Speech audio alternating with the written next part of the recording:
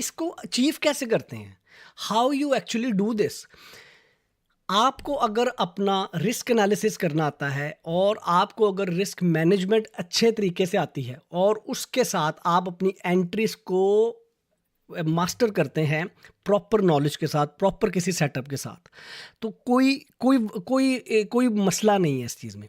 लेकिन मैं अब आपको एक एग्जांपल दिखाऊंगा कि जिसमें आपका अगर ये विन रेट 30% भी हो तो फिर भी आप एक प्रॉफिटेबल ट्रेडर हैं।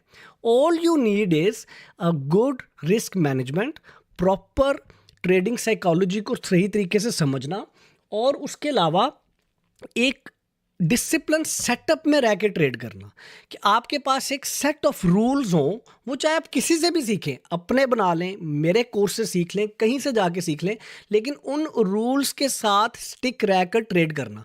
अपने आप को इतना ज़्यादा कंफ्यूज मत कीजिए, इतना मुश्किल काम नहीं है जितना सबने बनाया हुआ है।